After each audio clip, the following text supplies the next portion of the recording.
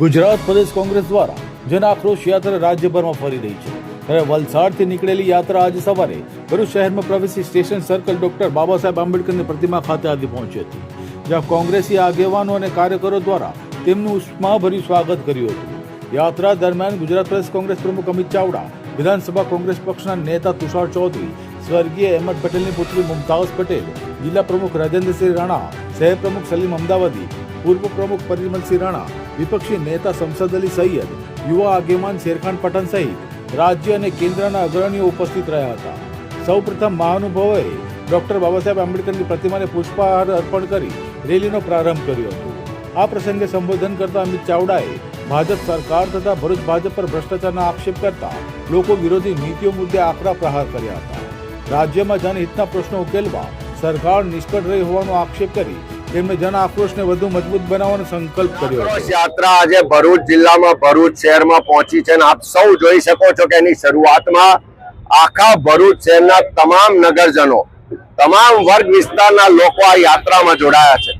આ ભરૂચ નગરપાલિકા સાથે જે રાજ્યની ભારતીય જનતા પાર્ટીની સરકાર જે ભેદભાવ કરે છે કે આખો ઇન્ડસ્ટ્રીયલ એરિયા છે, અનેક રડી આપે છે, તેમ છતાં ભરૂચ નગરપાલિકાને મહાનગરપાલિકાનો દરજ્જો નથી આપતા, એની સાથે ભેદભાવ થઈ રહ્યો છે। આજે અહીંયા પણ ગરીબોના ઘરો પર બુલડોઝર ફેરવાય છે, પણ ભાજપના નેતાઓના દબાણો પર કોઈ એક કાંકરી પણ હાલતી નથી। અહીંયા આગળ પ્રધાનમંત્રી આવાસ યોજનામાં કરોડો રૂપિયા ચૂકવાઈ ગયા, કરોડો રૂપિયાનો ભ્રષ્ટાચાર થઈ ગયો, એના જીવતા જાગતા પુરાવા દેખાય છે। અહીંના મીડિયાએ જ હમણાં થોડા દિવસો પહેલા જે ઓપરેશન ચલાવ્યું કે જે રોડ બન્યા, હજુ તો રોડ બન્યાને ત્રીજો દિવસ થયો, રોડના પોપડા ઉખડી રહ્યા છે। અહીંયા લારી ગલ્લા પાથરણા વાળાને નગરપાલિકા અને સરકારી તંત્ર હેરાન પરેશાન કરે છે। હોકર્સ ઝોન નથી ફાળવતા, એના લાયસન્સ નથી આપતા અને ગરીબો પાસેથી ખુલ્લેઆમ હપ્તા ઉઘરાવવામાં આવે છે। એ જ રીતે પીવાનું પાણી નથી મળતું। આ વિસ્તારમાં પ્રદૂષણના પ્રશ્નો છે, ઉદ્યોગો ખૂબ આવ્યા પણ સ્થાનિક યુવાનોને રોજગાર નથી મળતો।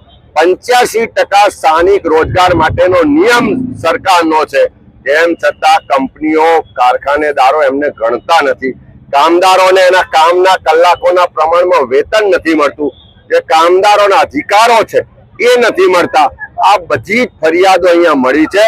સાથે સાથે ભરૂચ નગરપાલિકા વિસ્તારમાં, ભરૂચ જિલ્લામાં જે રીતે એસઆઈઆરની પ્રક્રિયામાં ફોર્મ નંબર 7 ભાજપના લોકો દ્વારા કમલમની કચેરીમાં કોમ્પ્યુટરથી ભરી અને ઓર્ગેનાઇઝ વેમાં એટલે સંગઠિત કાવતરું કરી અને લોકોના મતનો અધિકાર છીનવવાનો જે પ્રયાસ થયો, એની સામે પણ લોકોમાં ખૂબ આક્રોશ છે। તમે જોઈ શકો છો કે જે એસઆઈઆરમાં મતનો અધિકાર છીનવવાનો પ્રયત્ન થયો, એની સામે આક્રોશ છે। અહીંયા રિક્ષા ચાલકો રજૂઆત કરે છે કે અમારો અધિકાર છે, અમને જે લાયસન્સ મળવા જોઈએ એ નથી મળતા। નગરપાલિકા 12 બસોનું લોકાર્પણ કરે, એની સામે ઘણી ગાંઠી બસો ચાલે છે અને લાખો રૂપિયાનો ભ્રષ્ટાચાર નગરપાલિકા કરે છે। એટલે ભ્રષ્ટાચાર, ગેરવહીવટ, તાનાશાહી, ભેદભાવનું શાસન ની સામે આ ભરૂચ શહેરમાં તમામ વર્ગ વિસ્તારના લોકો ભેગા થઈને આક્રોશ વ્યક્ત કરી રહ્યા છે અને આવનારા દિવસોમાં આ જનતાનો આક્રોશ ગુજરાતમાં પરિવર્તન લાવશે।